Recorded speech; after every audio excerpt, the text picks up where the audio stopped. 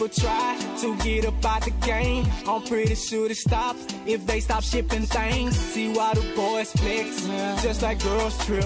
I knew they had a plan to make us wanna deal. That's why some drop out school, that's why some play the fool. So they could hit the streets, so they could see the truth. The truth was in our heart, the truth we never read. The truth was never said, the truth was never dead. The truth is that I'm real, and we would never fade. Said that no need to hate, go ahead, congratulate. See, God is on my side, and God is with our people.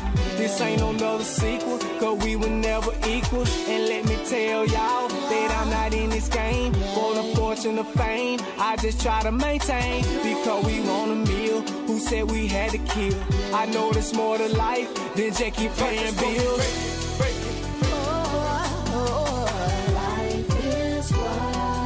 Life is what you make it.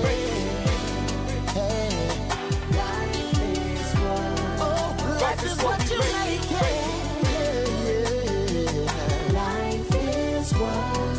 Life is what you make it. Life is what. Who said they had to win? Who said we gotta lose? You sick of paying debts? We sick of paying dues. You know the one who that we belong to. So get your hands off our land, please, won't you?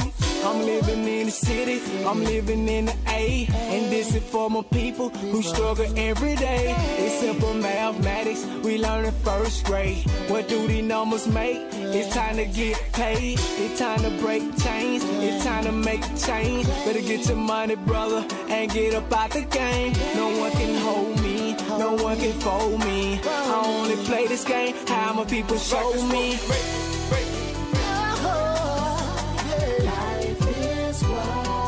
Life is what we make it. Yeah. Life is what we make it. Ooh, yeah. Life is what we make it. Yeah. Life is what.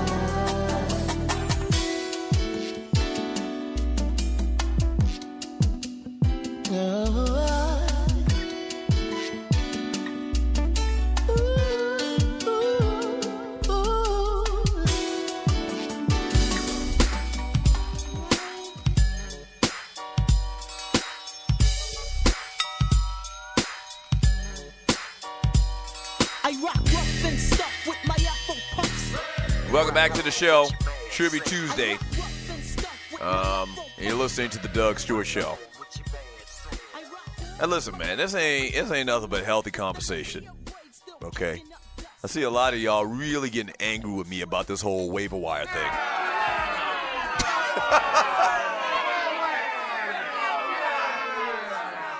I see a lot of y'all real honest anger towards me about this idea. Somebody said something about, Doug, this ain't nothing but socialism, what you're talking about. No, it's not socialism. Socialism, we're talking about, spreading evenly, assets or whatever it may be, evenly throughout, the contingents. No, what this is sports. Okay? This is sports. This, I guess in some of its merits, it's similar kind of to the concept of socialism. But I continue to say this, man, you have to have a competitive balance in sports or it won't work. You let the Golden State Warriors win the NBA championship 15 years in a row and being constructed the way that they've been constructed over the last, especially this year with Kevin Durant. Or you let the Golden State Warriors and the Cleveland Cavaliers make it to the finals every year with the present players that they have right now. And even when some of the players were to retire or get old, and the best free agents continue to go and sign with them, so they're the same two good teams year in and year out, that's a problem. From KC in the chat on Spreaker.com, how many teams would tank next year in order to get LeBron James next year under Doug's plan? Well, it's not that simple, and I didn't go into detail. I see Old Man Cuddy said something. He says, Doug, you sound like a legally blind dude trying to read line 6 on a reading chart at the doctor's office explaining the waiver wire. So I didn't go into depth about the waiver wire, but another aspect of a waiver wire is once you're able to, or once you make a pick, once you take a guy off the waiver wire, you go at the bottom of the list.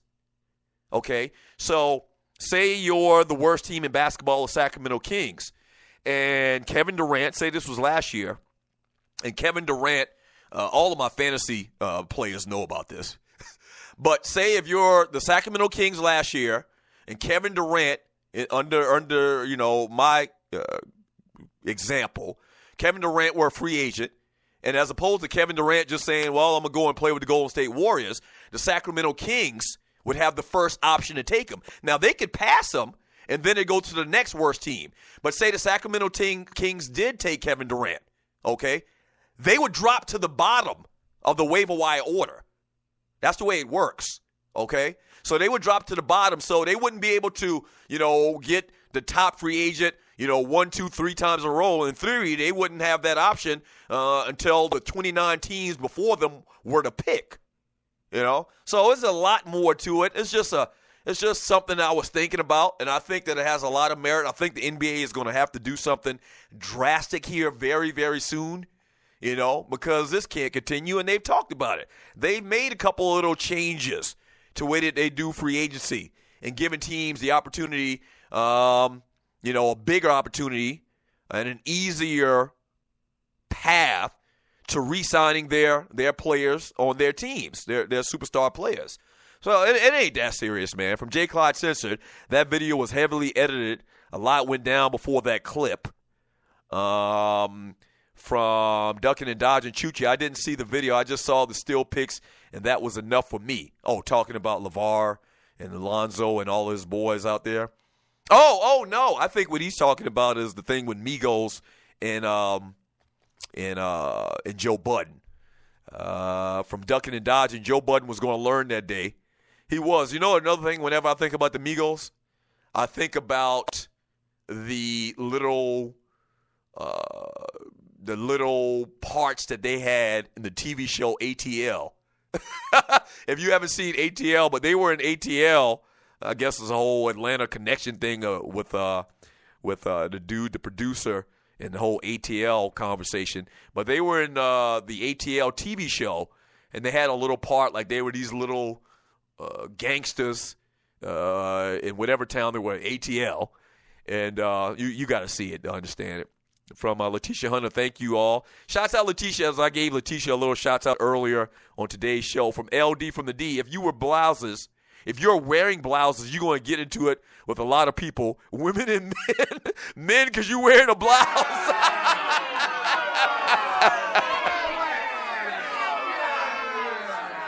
And women, because you're wearing the same blouse she got on. That's funny. So what he's describing, what he's talking about is the Migos in this little confrontation with Joe Budden. Joe Budden is a former rapper. He had a hit back in the day. I'm going to see if I can find that and play that for y'all. But the little clip, and I guess what the Migos wore, the Migos are 3 guys pretty much, what they wore to the award ceremony, to the BET Awards, were these flowery, we used to call them flowery shirts. They did kind of resemble blouses, game blouses.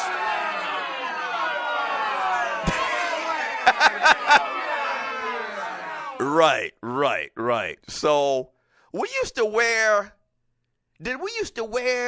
no, there was a time. Okay, so you remember the early 90s for people that are my demo. If you remember the early 90s, like the thing to have was a Tommy Hilfiger shirt.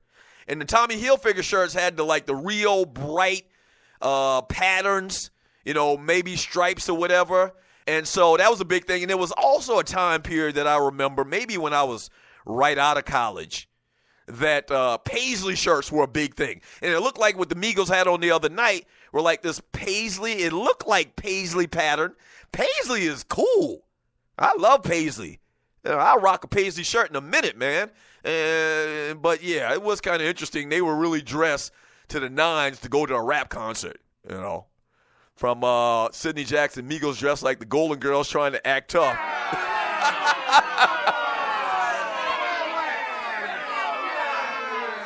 Yeah, I don't know how tough they are, and you're listening to the Doug Stewart Show. Them dudes they appear to me to be very little dudes. Like, they said one of the guys, I think the main guy, was like a good football player or something out of Athens. Athens, Georgia, where the University of Georgia is, they got a couple of good high school programs. Chuck Smith played at, I think, Clark Central in Athens, Georgia. And so they got, obviously a lot of their former players probably end up living in Athens, and they have good athlete daughters and sons. And so they said that one of the dudes on the Migos was like an all-state, all-world type quarterback or something in high school. But, yeah, they look like they're little dudes, and they were just barking like chihuahuas. From KC, Doug, stay out of Jay-Z and Beyonce's pockets. Well, I hear you, but talking about people and interesting things is kind of what I do on this show.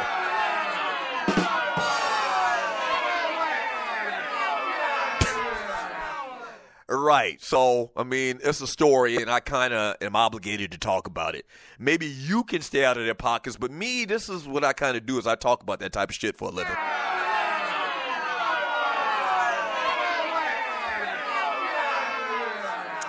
Yeah, 404-382-0338. You can also email me at doug@thedougstewartshow.com. What we got here? From the People's Champ. Says, were you worried about parity in 2000, 2002, 2008, 2010? So evidently what the People's Champ is talking about is when the Lakers were dominating. There's a big difference between the Lakers teams that they put together and the way the teams are put together now. And you know that. I don't need to dwell on that. You know that. I mean, I think most people listening to this show are fairly intelligent. There's a big difference between the Lakers drafting players or making trades for players, whether the teams that they traded for were dumb or not. There's a difference between that and Kevin Durant and LeBron James as free agents going to play with the best teams in the league. There's a big difference. And you know that, People's Champ. Come on. You know that. Come on. You know that. Back in 3 minutes.